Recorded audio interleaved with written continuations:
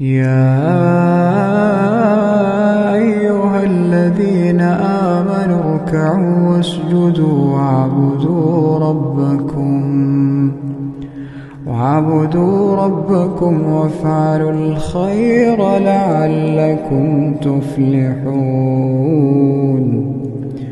اللهم إني أسألك الثبات في الأمر والعزيمة على الرشد، وأسألك موجبات رحمتك وعزائم مغفرتك، وأسألك شكر نعمتك وحسن عبادتك، وأسألك قلبا سليما ولسانا صادقا، وأسألك من خير ما تعلم، وأعوذ بك من شر ما تعلم، وأستغفرك لما تعلم، إنك أنت علام الغيوب.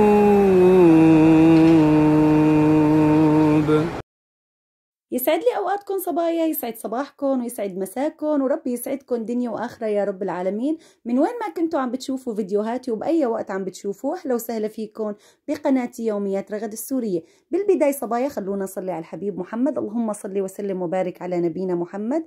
وتاني شيء رجعت لكم بفيديو جديد وروتين جديد، فخليكم معي لنهاية الفيديو لحتى تشوفوا كل شيء عملناه بالفيديو. بالبداية صبايا هون يعني بديت نهاري من بعد ما شربنا فنجان القهوة. طبعا قهوة الصباح ما بيصير بلاها، الأولاد معطلين عطلة المدارس، فحبيت أعمل لهم فطور ملوكي. حبيت دللهم شوي وأعمل لهم فطور ملوكي للأولاد ولزوجي، لعائلتي بشكل عام يعني، لأنه نحن صبايا كل الأسبوع ما بنفطر مع بعض. الأولاد بحمى الله بيروحوا على المدارس وبياخدوا معهم علب للفطور وللغدا، وبالنسبة لزوجي كمان بيكون بالشغل بحمى الله يحميهم جميع ويحمي أولادنا وأولادكم وأولاد أمة محمد أجمعين، فما بنفطر مع بعض غير يوم السبت والأحد. كنا أولي بالدول العربية بسوريا بلدنا وبغيره بيعطلوا أكترية الدول العربية عندهم عطلة اللي هي يوم الجمعة، هون العطلة بتصير يوم السبت والأحد من ناحية المدارس صبايا بيعطلوا سبت وأحد، فلذلك بنعمل فطور لأنه بننجمع مع بعض كلياتنا على سفرة وحدة. فبحب دائما اني اغير لهم شكل وادللهم وانغنشهم يعني للولاد بالذات، يعني حرام لانه كل الاسبوع بيقضوه على سندويش. فيوم السبت والاحد دائما بنعمل فطور رسمي وبنحط وبنفطر مع بعض، والحمد لله رب العالمين فطرنا يا صبايا وتحمدنا الله. اللهم ديما نعمه واحفظها من الزوال، اللهم امين يا رب العالمين. كله خير ونعمه من رب العباد. مع اني اليوم صبايا ناويه انظف خزن المطبخ اللي من فوق، مو السحابات اللي من تحت الدروجه، لا الخزن اللي من فوق، بس قلت يلا معلش بعمل لهم فطور وبأمن عليهم يفطروا صحتين وهنا على قلبهم جميع، ومن بعد هيك ببدأ بتنظيف الخزن المطبخ. هن مو وسخات كتير بس أنا حبيت أعمل لهم مسحة، كل بين فترة وفترة لازم نضبضبهم ونعمل لهم مسحة لحتى ما تصير فيهم فوضى صبايا. وقدامي كمان اليوم طبخة بدي أعمل لهم البرياني صبايا. أنا البرياني بصراحة بدي أعمله لأول مرة، شفت كتير يعني إنه في ناس بتطبخه، بس أنا بدي أجربه لأول مرة وشوف يعني كيف طعمته، إنه بشو بتختلف عن الكبسة، لأنه البرياني صبايا عم يطبخوه برز الكبسة، عرفتوا كيف؟ فبدي أشوف شو هالطعمة البرياني، بدنا نجربه. أنا حبيت أجرب يعني في أكلات ما بحب جربها، بتعرفوا ليش صبايا؟ لأنه زوجي وولادي صبايا ما بياكلوا إذا بعمل أكلات جديدة غير الطبخات اللي نحن متعودين عليها وغير الأكلات اللي نحن متعودين عليها، فما بياكلوا. باكل هم إنه الطبخة تضل قاعدة بوشي وما حدا ياكلها، أو بالأخير إني أشيلها وأكبها حرام نعمة الله، عرفتوا كيف؟ فلذلك ما بحاول إني أجيب أكلات جديدة.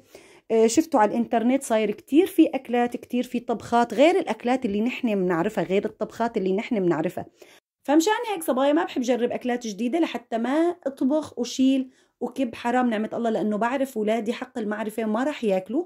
بس حبيت هالمرة أجرب البرياني، قلت لأنه يعني رز، إنه رز كبسة بس مطبوخ بطريقة بتختلف عن طريقة الكبسة، فبدي أطبخها وجربها وإلكن رأيي بكل صراحة بطعمتها. يعني هون يا صبايا مثل ما لكم شايفين طحنت بصل وتوم وقطعة زنجبيل، طحنتهم ناعم وضفت بالمقلاي زيت مازولا، ومن بعد هيك ضفتهم إلهم بعد ما طحنتهم، وبدي أقليهم، وبدي أضيف حبتين لومي مثل ما لكم شايفين، كم حبة بسمار قرنفل، عود قرفة، كم ورقة غار، وهذا هيل ناعم صبايا.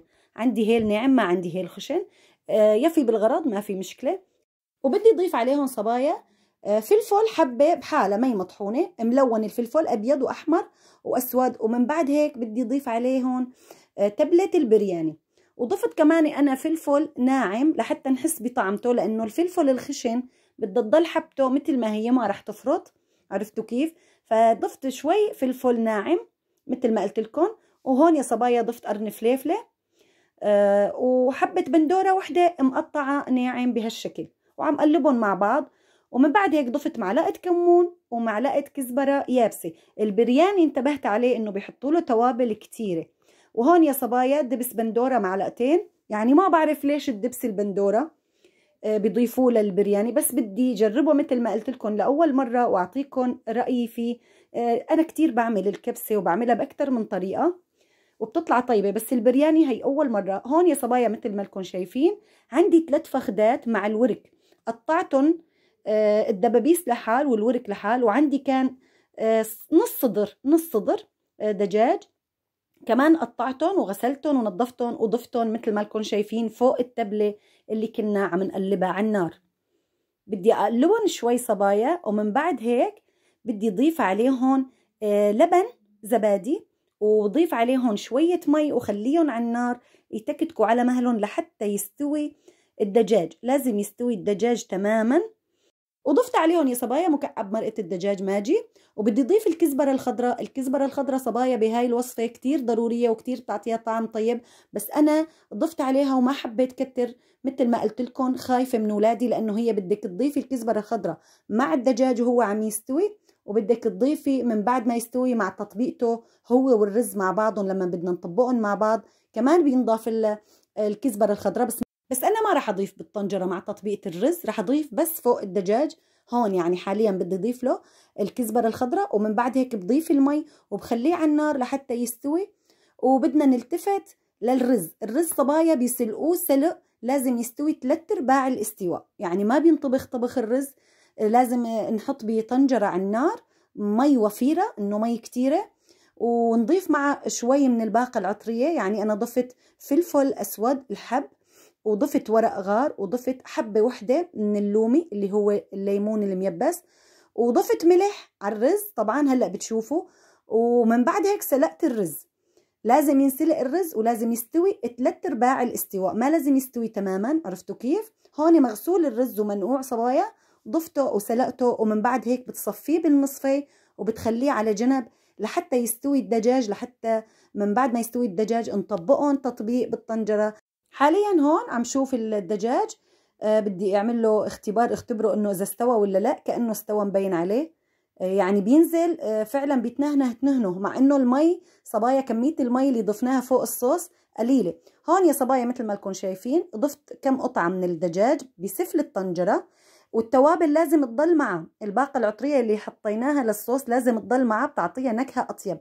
حتى من الصوص بنحط شوي، ومن بعد هيك بنضيف شوي من الرز المسلوق. شايفين الرز كيف صبايا؟ أنا هون استخدمت رز بسمتي لهالوصفة مثل ما لكم شايفين. عم نضيف طبقة من الرز، ومن بعد هيك بنضيف بقية الكمية اللي ضلت متبقية من الدجاج، وبنضيف كمان الصوص، لأنه الصوص اللي طبخنا فيه الدجاج صبايا هو اللي بيعطيها نكهة لهاي الوصفة. شايفين كيف؟ من بعد ما ضفت قطع الدجاج ضفت الصوص كمان من بعد هيك، وبالأخير حتى قرن الفليفلة، شايفينه؟ حتى قرن الفليفلة كمان ضفته مع الوصفة. من بعد هيك صبايا بنضيف الطبقة الثانية من الرز، بيكون صار جاهز عندنا هون لحتى نخليه على النار. طبعا لازم تكون النار تحته هادية، ونخليه تقريبا شي 3 ساعة. وأنا من بعد ما ضفت الطبقة الثانية من الرز صبايا كمان ضفت له ملون طعام، ورشيت له رشة ملح مثل ما لكم شايفين، لأنه الرز كان ملحه شوي قليل. ومن بعد ما ضفت الملون الطعام صبايا حطيت قطعة قماش على وش الطنجرة، ومن بعد هيك غطيت الطنجرة بغطاها، وخليتها مثل ما قلت لكم على نار هادية مدة 3 ساعة. ومن بعد 3 ساعة اجيت وكشفت الغطا وشفته. شوفوا منظر الرز وانا عم حركه بالشوكة، منظره عن جد بشهي الرزات كل حبة وجنبها أختها. يعني هذا الرز بهيك وصفات كتير لذيذ، رز بسمتي. وبالنسبة لسكب البرياني صبايا، عبسكو بالبرياني بده ينسكب مع بعض هو والدجاج، لأنه اثنيناتهم مع بعض بالطنجرة، غير الكبسة. الكبسة بتكون مثلا رز الكبسة لحاله بالطنجرة والدجاج لحال. من بعد ما بتسكبي الرز بتضيفي على الوش الدجاج صبايا. من بعد ما سكبته ضفت عليه لوز محمص وشوية صغيرة من الكزبرة الخضراء، وكنت فارمة صحن سلطة، وتغدينا وتحمدنا الله. اللهم ديما نعمة واحفظها من الزوال، اللهم آمين يا رب العالمين. الله يطعم كل محروم ويرزقنا ويرزقكم ويرزق جميع أمة محمد. وبالنسبة لرأيي صبايا بهالوصفة، طيبة الحمد لله رب العالمين، كتر خير الله، يعني نعمة كريمة بتتاكل. قريبة هي للكبسة بس مو كبسة. الكبسة حسيتها أطيب صبايا، ما بعرف، يعني هذا رأيي الشخصي. يمكن في ناس طيبخته للبرياني وبتحبه وبتكيف عليه وبتنبسط بأكله وبتنشرح بأكله. أكلناها الحمد لله رب العالمين. بس والله العظيم الصراحة في عندي 2 من أولادي ما حبوها أبدا أبدا هاي الطبخة، بس زوجي غصبهم إنهم ياكلوها وقال لهم حرام نعمة الله طبختها وجربتها وما فيها كل شيء بدكم تاكلوها، فأكلوا صحونهم. عرفتوا كيف؟ كل واحد أكل صحنه. نحن الكبار أكلناها أنا وزوجي، عجبتنا وأكلناها، وعندي 2 من أولادي أكلوا منها، بس في 2 ما عجبتهم أبدا أبدا. بس مثل ما قلت لكم زوجي غصبهم وقال لهم حرام نعمة كريم لازم تاكلوها، ما بصير تقوموا من السفرة إلا تاكلوها، وأكلوها والحمد لله رب العالمين. بس مثل ما قلت لكم عن جد الكبسة ألذ وأطيب بكتير، وخصوصي إذا كان على وش الرز الكبسة اللحم بعظمه، أو الدجاج إذا كانت يعني مطبوخة بالدجاج يكون مشوي ومحمص عن جد. وبهارات الكبسة ألذ صبايا، ما بعرف ليش، أنا هيك يعني هذا رأيي الشخصي. يعني نحن عندنا بحلب في مثل بيقول كل ما تشتهي نفسك والبس ما يعجب الناس، وكله أذواق، كله أذواق. الناس كلها خير وبركة، وكل واحد عنده ذوقه الشخصي من ناحية الأكل ومن ناحية غير الأكل. عرفتوا كيف؟ بس أنا هذا رأيي، حبيت لكم رأيي بصراحة. هي يعني أنا بعد ما طبختها وخلصنا اتغدينا وخلصنا، قلت له لزوجي يعني بتنعاد إني عيدة، طلع فيني وصار يتبسم، قال لي يعني بتنعاد بس مو كتير، مرة بالسنة.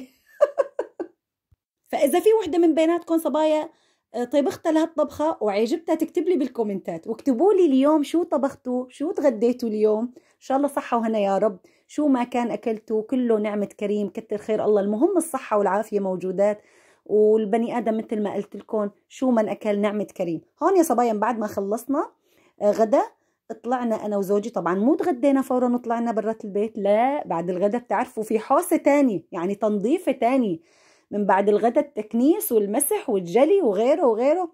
خلصنا الحمد لله رب العالمين. الله يزيننا بالصحة والعافية، ونقوم قدام عيالنا ونسعى ونشتغل ونطبخ وننظف، والحمد لله المهم إنه صحتنا وعافيتنا موجودة. الله بعين والحمد لله رب العالمين على كل حال. هون يا صبايا بعد ما خلصنا مثل ما قلت لكم كان لازمني شوية أغراض للبيت، طلعت على المول أنا وزوجي واشترينا شوية أغراض للبيت. صبايا الفواكه بحاول قدر الإمكان ما أقطعها من البيت من شان أولادي، لأنه بحمى الله لما بيروحوا على المدارس كل يوم الصبح بياخدوا معهم علبة فيها فطورهم وغداهم، لازم حط لهم فواكه مع الفطور والغدا. عرفتوا كيف؟ فلذلك بحاول قدر الإمكان إني ما أقطع الفواكه من البيت، وبحاول كمان إني شكلهم، بشكل فواكه بجيب وبكتر، لأنه كل الأسبوع هن بالمدرسة ما بيقعدوا بالبيت، كل يوم بحط لهم صنف بالعلبة مع الفطور والغدا. عرفتوا كيف؟